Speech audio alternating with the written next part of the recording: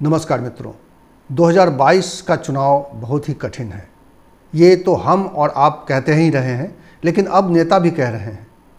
आज एक sting operation सामने आया है जिसमें एक नेताजी बात कर रहे हैं कि किस तरह से उत्तर प्रदेश का चुनाव कठिन दिखाई दे रहा है और इसके लिए वो क्या क्या कर सकते हैं। उन्होंने हत्या तक की बात की है। तो इस स्टिंग ऑपरेशन के बारे में आपको बताएंगे और आपको बताएंगे कि उत्तर प्रदेश में योगी सरकार ने अपने विरोधियों को परास्त करने के लिए, अपने विरोधियों को चुनाव प्रचार से रोकने के लिए, अपने विरोधियों को जनता के बीच नहीं जाने देने के लिए किस तरह की योजनाएं बना रही हैं, क्या कर रही है, क्या प्रशासन उसका साथ दे रहा है, क्योंकि इस तरह के आरोप विपक्ष की ओर से आ रहे हैं। और क्या है उत्तर प्रदेश के योगी सरकार की वो चाल जो विपक्ष को महंगी पड़ सकती है, उसके बारे में चर्चा करेंगे। असदुद्दीन ओवैसी की उत्तर प्रदेश मिशन की चर्चा करेंगे कि वो आज जब सुल्तानपुर पहुंचे तो उन्होंने क्या कहा, और साथ में ये भी बताएंगे कि बीटीसी और डीएलडी प्रशिक्षण के लिए जो छात्र छूट गए थे उनके लिए 12 से 17 सितंबर के बीच में परीक्षा का ऐलान किया गया है। क्या है उसके डिटेल्स आप इस वीडियो के आखिर में देख सकते हैं।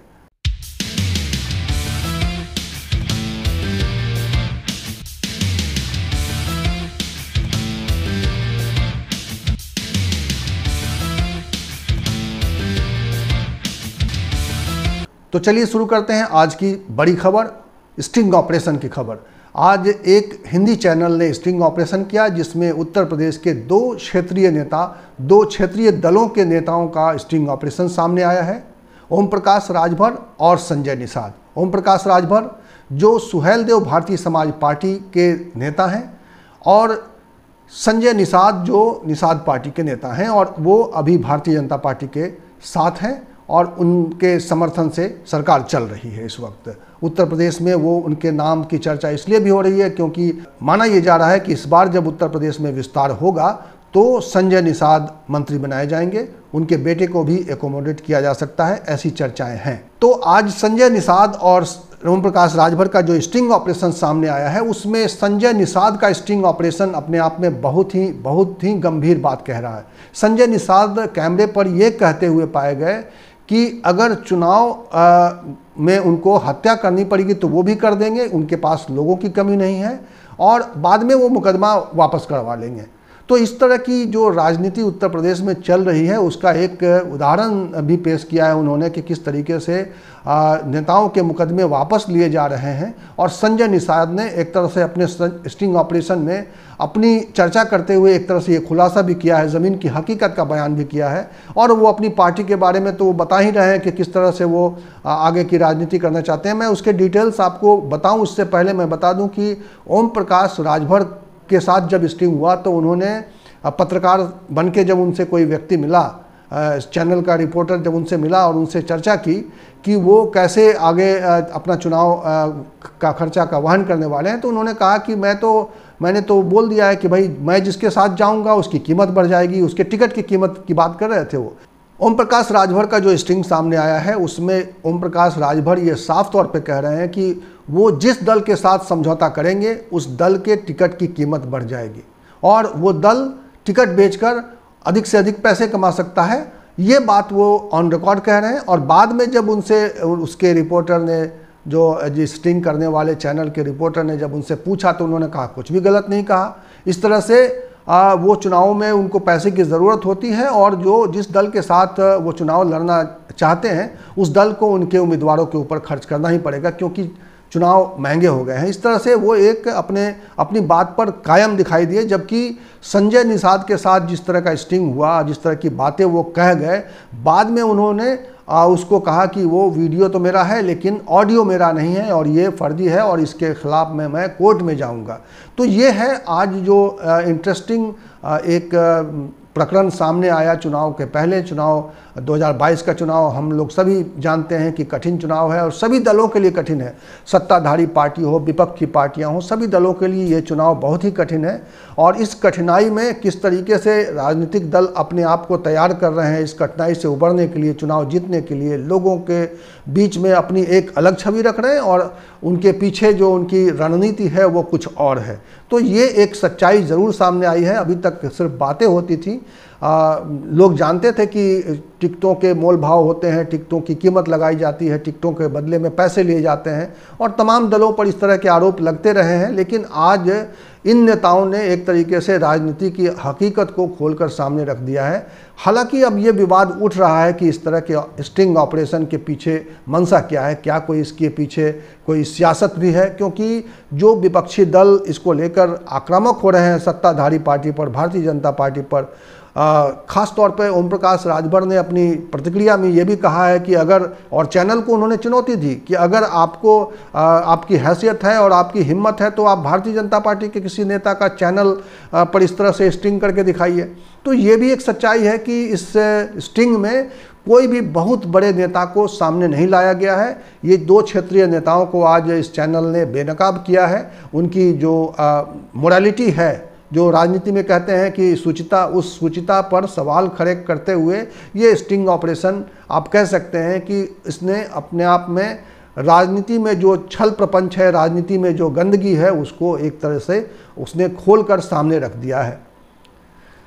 और निश्चित रूप से इस चैनल के इस स्टिंग ऑपरेशन का उत्तर प्रदेश की सियासत पर आने वाले समय में असर दिखाई देगा, क्योंकि ये सब दल, एक तो संजय निषाद की party, Nishad party Bharatiya Janata party के साथ है इस वक्त। अब आगे देखना ये होगा कि भारतीय जनता पार्टी के साथ ये निषाद पार्टी का संबंध रहता है या वो भारतीय जनता पार्टी इनके साथ रहने से इनकार कर देती है।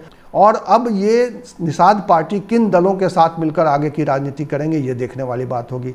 दूसरी तरफ सुहेलदेव, भारतीय समाज पार्टी के अध्यक्ष ओम प्रकाश राजभर हमेशा दावे करते रहते हैं कि वो 27 अक्टूबर को अपने बारे में खुलासा करेंगे कि वो किस दल के साथ जाएंगे। तो अब इस स्टिंग ऑपरेशन के सामने आने के बाद ये देखने वाली बात होगी कि कौन से दल के साथ वो समझौता करते हैं और उसके बदले में उनको कितनी सीटें चुनाव में लड़ने के लिए मिलती है। क्योंकि जो मोरालिटी है, जो चुनाव में सूचिता का सवाल है कि इस तरह से समझौता करने पर, इस तरह से तालमेल करने के बदले में पार्टियां, छोटी पार्टियां खास तौर पे किसी तरह का मोल भाव करती हैं। क्योंकि अखिलेश यादव लगातार कहते रहे हैं कि वो छोटे दलों के साथ गठबंधन के लिए खुले मन से विचार कर रहे हैं। तो क्या इस तरह उत्तर प्रदेश की राजनीति में छोटे दलों के साथ गठबंधन करने पर इस तरह का लेन देन कोई होता है और इस तरह के कोई मोल भाव होता है? ये एक सवाल है जो इस बार ज़रूर जनता के मन में रहेगा और निश्चित रूप से इस पूरे स्टिंग ऑपरेशन का इस बार के चुनाव में थोड़ा सा प्रभाव दिख सकता है। ख़ास तौर पे इन दलों के साथ बड़े दलों के तालमेल को लेकर निश्चित रूप से एक असर दिखाई देगा। और अब बढ़ते हैं उत्तर प्रदेश की एक और बड़ी खबर की ओर। हालांकि ये खबर आपको दिख सकती है कि ये एकमात्र ये प्रशासनिक फैसला है और इसका किस तरह से राजनीतिक आकलन किया जाए, लेकिन उत्तर प्रदेश में योगी सरकार के राजधानी में लखनऊ के संयुक्त पुलिस आयुक्त ने एक आदेश जारी किया है। इस आदेश में ये कहा गया है कि अगले 5 अक्टूबर तक उत्तर प्रदेश की राजधानी लखनऊ में धारा 144 लागू रहेगी। ये एक प्रशासनिक फैसला हो सकता है, लेकिन जिस तरीके से चुनावी गतिविधियां अब तेज हुई हैं और राजधानी में कई तरह के कार्यक्रम, कई दलों के कार्यक्रम आने वाले समय में होने वाले हैं, उसको लेकर ये फैसला ज़रूर उनके आड़े आ सकता है। उनके फैसला उनके कार्यक्रमों पर इसका असर पड़ सकता है और इसीलिए इस फैसले को माना जा रहा है कि ये एक सियासी फैसला है जिससे विपक्ष खास तौर पर बहुत प्रभावित होगा। क्योंकि आने वाले समय में विपक्ष के कई कार्यक्रम उत्तर प्रदेश में और ख़ास तौर पे किसान महापंचायत में ऐलान किया गया था कि जो किसान के बड़े नेता हैं, जो सभी किसान संगठनों के बड़े नेता हैं, लखनऊ में बैठकर आगे की रणनीति पर चर्चा करेंगे। और उन्होंने कहा था कि 10 सितंबर को वो लखनऊ में मिलेंगे और उसके बाद आगे की रणनीति पर विचार करेंगे। तो क्या उत्तर प्रदेश में अब इस तरह से जो है विपक्ष के लिए रास्ते बंद हो जाएंगे विरोध के? ये देखने वाली बात होगी, क्योंकि प्रियंका गांधी का भी कार्यक्रम लगा हुआ था। समाजवादी पार्टी भी अपने हिसाब से कई तरह के कार्यक्रम आयोजित कर रही है। समाजवादी पार्टी इस वक्त कई तरह की यात्राएं कर रही है। समाजवादी पार्टी और उसके साथ जो संगठन, जो छोटे दल जुड़े हुए हैं, उसने इस तरह की कई यात्राएं निकाल रखी हैं। तो क्या उन यात्राओं को लखनऊ आने से रोका जाएगा? अगर अगले 5 अक्टूबर तक अगर ये धारा 144 प्रदेश की राजधानी में लागू रहेगी तो इसका असर कितना होगा राजनीतिक गतिविधियों पर, राजनीतिक कार्यक्रमों पर, ये देखने वाली बात है। और इसीलिए शायद इस फैसले को केवल प्रशासनिक फैसला नहीं माना जा रहा है, इसको एक राजनीतिक फैसला माना जा रहा है और इस राजनीति का असर विपक्ष पर पड़ेगा और विपक्ष इसको कैसे रिएक्ट करेगा ये देखने वाली बात होगी।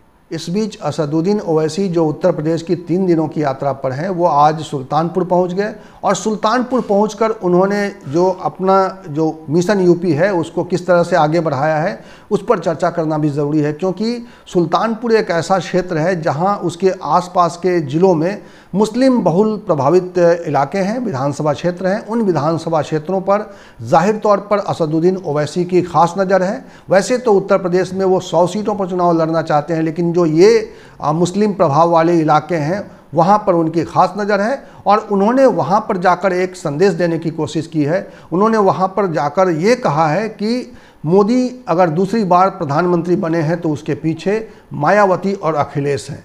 उन्होंने मायावती और अखिलेश को इसकी वजह बताया है कि उनकी वजह से मोदी दूसरी बार सत्ता में आ पाए हैं। इसके अलावा उन्होंने बीजेपी पर भी निशाना साधा है और ये साबित करने की कोशिश की है कि बीजेपी से उनका उस तरह का रिश्ता नहीं है जिस तरह से उनको मीडिया में ग्रिल किया जाता है। उनके विरोधी उनको कहते हैं कि वो बीजेपी की बी टीम है और बीजेपी को जिताने के लिए उनके प्रयास होते हैं या उनके जो रणनीति होती है, चुनावी रणनीति, उससे बीजेपी को फ़ायदा पहुंचता है। तो इसलिए उन्होंने भारतीय जनता पार्टी की बी टीम बताए जाने पर ओवैसी ने साफ तौर पे कहा है कि वो जहां से लड़ते हैं वहां से भाजपा नहीं जीत पाती है और इसको उन्होंने साबित करने के लिए कहा है कि मजलिस ने 3 सीटों पर चुनाव लड़ा था प्रधानमंत्री के चुनाव में, हैदराबाद, औरंगाबाद और किशनगंज। हमने हैदराबाद में बीजेपी को हराया, जबकि मोदी और अमित शाह आए थे हमें हराने, लेकिन उनकी दाल नहीं गली। उसके बाद उन्होंने औरंगाबाद का जिक्र किया है। उन्होंने कहा है कि 21 साल से शिवसेना सांसद को मजलिस ने हराया है औरंगाबाद में।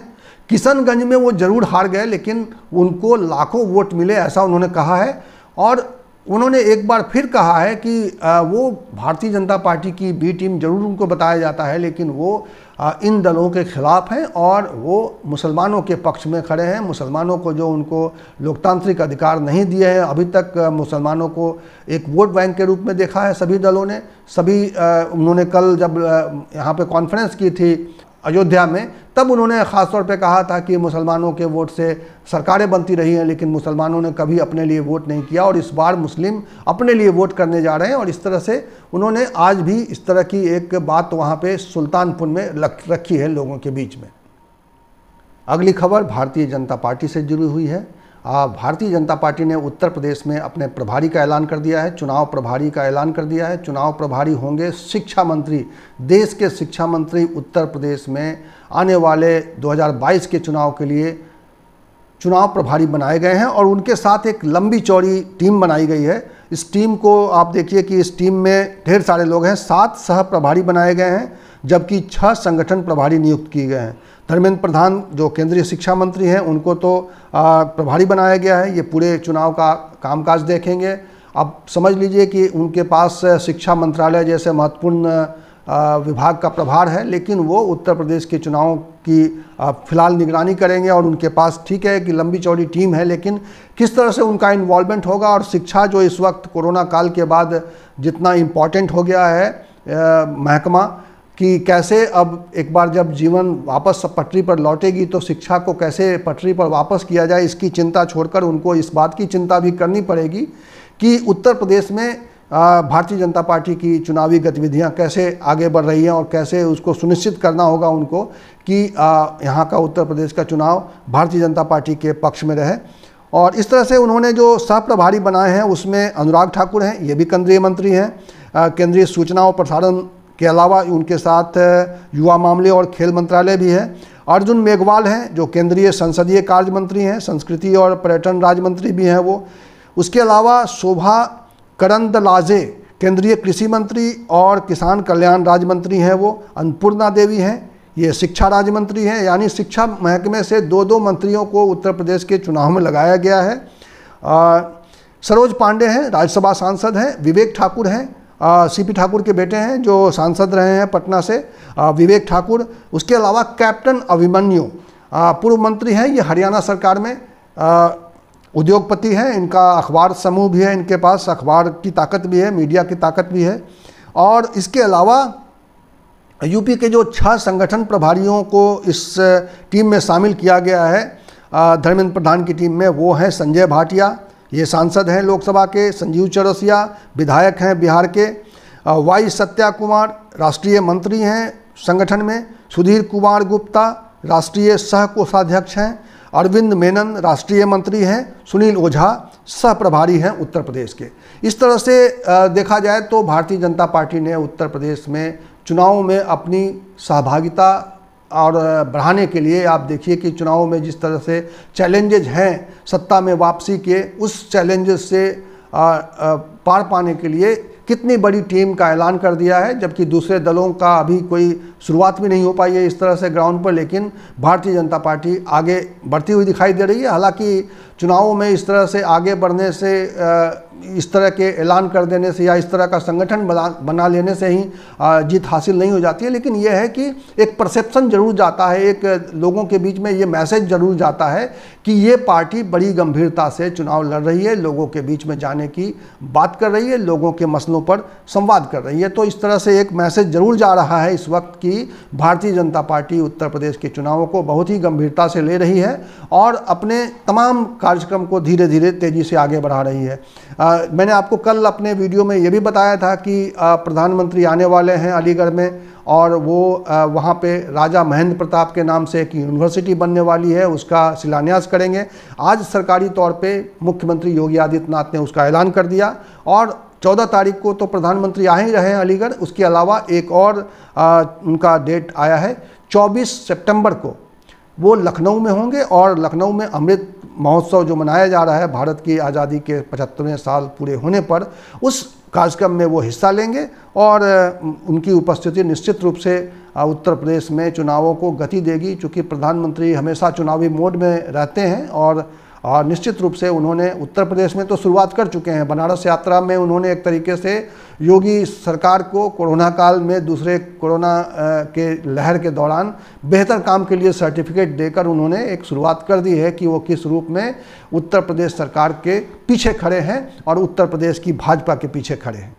और आखिरी खबर बीटीसी और डीएलएड एग्ज़ाम के बारे में। इसमें इसका ऐलान कर दिया गया है कि ये परीक्षा 12 सितंबर से लेकर 17 सितंबर के बीच में होगी। परीक्षा नियामक प्राधिकारी सचिव ने इसकी जानकारी ऐलान कर दिया है और ये 7 सितंबर से ये जो इनके प्रवेश पत्र, जो एडमिट कार्ड हैं, जो एग्ज़ाम के हॉल में जाने के लिए आपको ज़रूरत होती है, वो उसको डाउनलोड किया जा सकेगा 9 सितंबर से। बाकी डिटेल्स आप स्क्रीन पर देख सकते हैं कि किस तरह से ये परीक्षा होनी है और क्या है इसके बारे में डिटेल्स, ये आप स्क्रीन पर देख लीजिए। और इसके अगर चाहें तो आप इसके डिस्क्रिप्शन में जाकर इसको पूरा डिटेल्स ये खबर देख सकते हैं। तो ये है उत्तर प्रदेश की तमाम ज़रूरी खबरें जिनके बारे में जानना आपके लिए ज़रूरी था। इसी तरह की ज़रूरी खबर, इसी तरह की अहम मुद्दों पर बात करने के लिए मैं फिर आऊँगा अगले वीडियो में। तब तक के लिए नमस्कार।